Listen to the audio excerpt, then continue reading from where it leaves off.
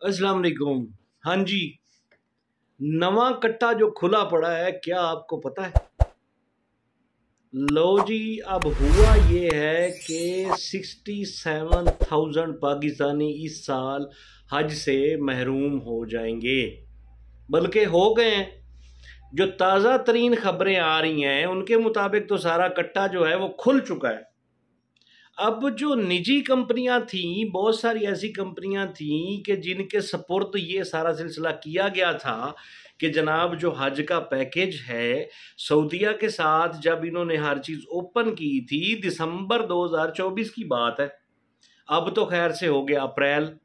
जब दिसंबर 24 में इनकी पॉलिसी ओपन हुई थी, हज का कोटा ओपन हुआ था सऊदी अरेबिया का, तो हमारे पाकिस्तान के जनाब जो मुशीर बने हुए थे या जो सारा सिलसिला करने वाले थे निजी कंपनियों के, वो अहलकार जिन्होंने हज के सिलसिले में इनके साथ मुज़ाकरात करने थे या इनको पैसा देना था या इनको सारा हर चीज़ क्लियर करनी थी कि जी हमारा इतना कोटा है और हम चूंकि पाकिस्तान की आबादी बढ़ रही है तो इस हिसाब से कोटा भी थोड़ा सा ज़्यादा होना चाहिए। तो वो जनाब सारी बातें इनके साथ होनी थी और उन्होंने एक डेडलाइन डेट दी हुई थी कि 14 फरवरी तक जनाब अपने सारे पैसे क्लियर कर लो और उसके बाद जनाब जी बिस्मिल्लाह सारा कुछ क्लियर हो जाएगा। अब ये सिर्फ पाकिस्तान के साथ तो हुआ नहीं है, हमारे प्यारे मुल्क के साथ अब बहुत सारे और दूसरे ममालिक भी तो हैं ना, जिनके अंदर इंडिया भी है, नेपाल भी है, बांग्लादेश भी है और बहुत सारे ममालिक हैं। ठीक है, अब सिर्फ पाकिस्तानी तो बैन नहीं हुए, या इनके साथ जो 67 टोटल जो था वो थे जनाब 77,000 लोग, लेकिन मिन्नत तरला करने के बाद 10,000 की इन्होंने सऊदी गवर्नमेंट ने छूट दे दी कि चल यार कोई गल नहीं, 10,000 और तुम्हारे बढ़ा देते हैं, 67,000 जो हैं वो हज नहीं कर सकेंगे, यानी 67,000 बंदे। अब हुआ ये है कि उन लोगों ने तो पैसे भी जमा करवा दिए। अब जिन एजेंटों को पैसे भी जमा करवाए, वो 14-15 लाख एक बंदे का, ठीक है। अब ये सारा सिलसिला जो हुआ है, हज नहीं कर पाएंगे क्योंकि आगे से मंजूरी नहीं हुई।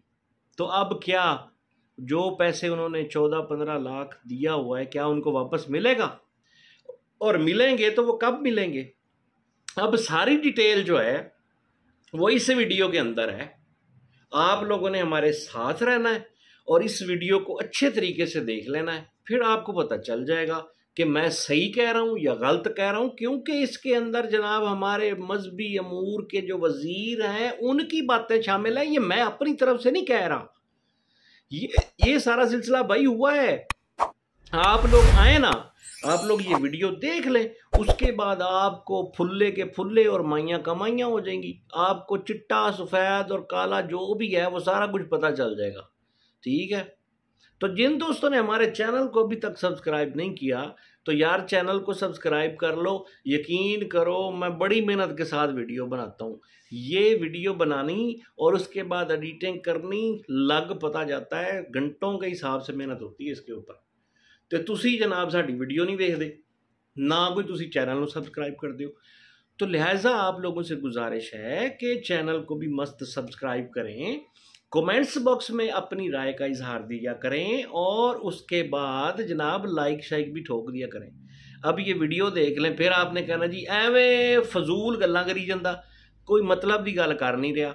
इसलिए मैं तुहानू कह रहा कि ये जो वीडियो है वो आप लाजमी देखें, फिर आपको पता चल जाएगा। कई लोगों को यकीन नहीं आना, लेकिन यकीन कदों आएगा जो तुसी इस हकीकत नूं वेखोगे ते मनोगे। ठीक है ना। और अब बात करेंगे एक इंतहाई अहम मसले की। इस साल तकरीबन 67,000 पाकिस्तानी हज की सादत से महरूम रह जाएंगे। पाकिस्तान का इस साल का कोटा था 1,80,000 का, जिसमें से 90,000 का कोटा सरकारी है और 90,000 ही निजी हज ऑपरेटर्स के पास था। 90,000 में से 13,000 ने तो एडवांस पैसे जमा करवा दिए थे सऊदी वजारत हज की पॉलिसी के ऐन मुताबिक, लेकिन तकरीबन 77,000 ने पैसे जमा नहीं करवाए थे एडवांस, जिसकी वजह से पाकिस्तान का ये कोटा जो है वो मुअत्तल कर दिया गया था। और पाकिस्तान की जानिब से, हुकूमत पाकिस्तान की जानिब से मुतअद्दिद कोशिशों के बावजूद भी सऊदी वजारत हज ने सिर्फ 10,000 मजीद पाकिस्तानियों को एंटरटेन करने का फैसला किया है, जबकि मजीद जो 67,000 पाकिस्तानी हैं वो इस साल शायद हद की सादत हासिल ना कर पाए। ये कोटा क्यों लैप्स हुआ, कोताही का जिम्मेदार कौन है? पिछले हफ्ते हमारे प्रोग्राम में जो साबिक वजीर मजहबी अमूर थे चौधरी सारिक हुसैन, उन्होंने ये सारी जिम्मेदारी डाली थी निजी हज ऑपरेटर्स पर। निजी हज ऑपरेटर्स जो हैं वो सेक्रेटरी मजहबी अमूर जो थे, वजारत मजहबी अमूर के साबिक सेक्रेटरी, उन पर जिम्मेदारी डाल रहे हैं। अब सूरत हाल क्या है, कितना इम्कान है कि मजीद पाकिस्तानी जो है उनका कोटा लैप्स ना हो? बात करेंगे हमारे साथ मौजूद है प्रोग्राम में वफाकी वजीर मजहबी अमूर सरदार यूसुफ साहब। बहुत शुक्रिया सरदार यूसुफ साहब, अपने प्रोग्राम में ज्वाइन किया। सर ये बताएगा कि कहाँ पहुंचा मामला हुजाज कराम का? प्राइवेट जो पर्टिकुलरली जो निजी हज ऑपरेटर्स का मसला था कि कुछ 77,000 के करीब पाकिस्तानी हुजाज के वीज़े जो है यानी उनका जो है कोटा जो है वो लैप्स करने का इम्कान था, वो जो सऊदी अरब ने कैंसिल कर दिया। तो अब सर ये मामला कहाँ पहुंचा? कोई 10,000 को तो शायद वो दे रहे मजीद, तो क्या ये बाकी हमारे कैंसिल हो जाएंगे? जी जी, असल में जिस तरह के पहले तकरीबन 9,000 था, उसमें इन्होंने 13,000 के जो पैसे जमा किए थे वो तो क्लियर हुए। उसके बाद मेरी मुलाकात हुई सऊदी वजीर हज से। हमने वहाँ पर भी उनसे कहा कि हमें ये मजीद कुछ टाइम दिया जाए, लेकिन उन्होंने ऑलरेडी इनके साथ जो वायदा किया था जिसमें होप की तरफ से भी दस्तखत थे कि 14 फरवरी तक इसको सारे जो क्लियर कर देंगे, लेकिन नहीं हो सका काम। उसके बाद हाँ, मैं प्राइम मिनिस्टर साहब के नोटिस में भी लाया और इसके साथ ही वजीर खारजा साहब ने भी किया, और अभी हमें मजीद 10,000 जो मिला है उस पर लिस्टें वगैरह बनाई है, उनसे मंगाई भी थी, वो भी बड़ी मेहरबानी, 10,000 मिल गया आगे। और इस तरह इस वक्त की सूरत हाल तो यही है। तो कोशिश तो हम कर रहे थे, बड़ी कोशिश की है, लेकिन चूंकि इनकी नेग्लिजेंस की वजह से पर वक्त इन्होंने सारी रिक्वायरमेंट पूरी नहीं की, जिसकी वजह से यानी ये हमारे हाजी मुतासर हुए हैं। सरकारी हज स्कीम के तहत जो 9,000 था वो अल्हम्दुलिल्लाह वो क्लियर है, और बर वक्त उनकी पेमेंट भी हुई, उनकी बुकिंग भी हुई, और उसके साथ किदाना में और तवाफा में सारा क्लियर है। वो सारे जाकर इंतजाम भी देख कर आया। तो इनका मामला जो था, चूंकि इनकी छोटी छोटी कंपनियां थी और सऊदी तालीमात के मुताबिक उन्होंने कहा कि आप ये जो है क्लस्टर बनाए, और क्लस्टर पिछले साल भी थे जो इनके तकरीबन 163 क्लस्टर थे। इस साल उन्होंने कहा हर एक कम से कम 2,000 का एक होगा कंपनी। तो 2,000 के हवाले से कुछ 41 क्लस्टर थी इनके। तो उस सिलसिले में यानी इनकी जो आपस में जिस तरह इनकी जिम्मेदारी थी वो इन्होंने पूरी नहीं कर सके थे, जिसकी वजह से जज तो मुतासर हुए आदमी ने। सरदार साहब ये बताएं कि आप कह रहे हैं कि 10,000 की इजाजत उन्होंने दी है 77,000 में से, तो बाकी जो 67,000 बनते हैं उनका फिर क्या होगा? वो फिर अब उसका इम्कान तो बड़ा कम ही नजर आ रहा है बजाय। इस वक्त तो यही सूरत हाल है ना। सऊदी हुकूमत ने जो पॉलिसी बनाई है तो वो तो सारे ममालिक के लिए है, और इस हवाले से उन्होंने पहले भी हिदायत दी थी, और इस हवाले से हमारी मिनिस्ट्री ने इनको 12 लेटर लिखे, कई दफा इनको कहा भी, राब्ते भी हुए कि ये टाइम लाइन है, इसके मुताबिक आप पेमेंट भी करें और ये क्लियर करें। क्योंकि इनकी लेतुलाल की वजह से ये चीज हुई है, और इसमें बहुत सारे और ममालिक शामिल है, जिस तरह इंडिया के तकरीबन 52,000 है, और इसी तरीके से कुछ बांग्लादेश के भी हैं, नाइजीरिया के हैं, इजिप्ट के हैं।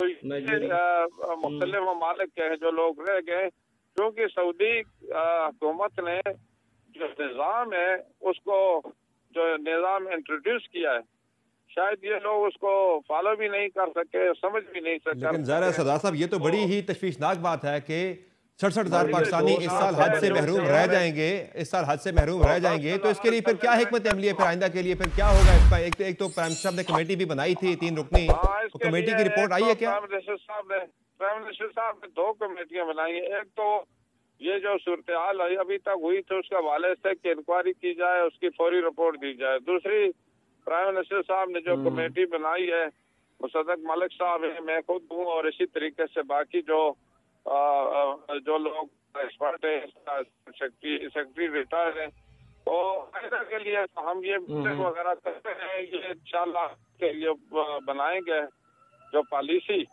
वो उसकी कैबिनेट से अप्रूवल देंगे, उस सिलसिले इंशाल्लाह आइंदा तो अल्लाह के फजल करम से मुझे उम्मीद है कि ठीक भी होगा, लेकिन इस वक्त चूंकि मुझसे पहले ये सारी जो अप्रूवल हुई थी और उस पर यानी आखिर में मुझे ये सारी मालूमात हुई, अगर वक्त होता तो हम पहले से भी कोशिश करते, लेकिन ये चीजें अभी मेरे नोटिस में भी आई। जो मुझे पता चला, मैं प्राइम मिनिस्टर साहब की इजाजत से बजाते खुद गया सऊदी अरब और वहाँ के वजीर साहब से मुलाकात भी की और सारी चीजों के लिए कोशिश की है, और जिसके नतीजे में मजीद तो ये सरदार साहब ये फाइनल हो चुका है, तकरीबन ये फाइनल हो चुका है कि इस साल कोटे से 67,000 पाकिस्तानी जो है वो कम हज करेंगे।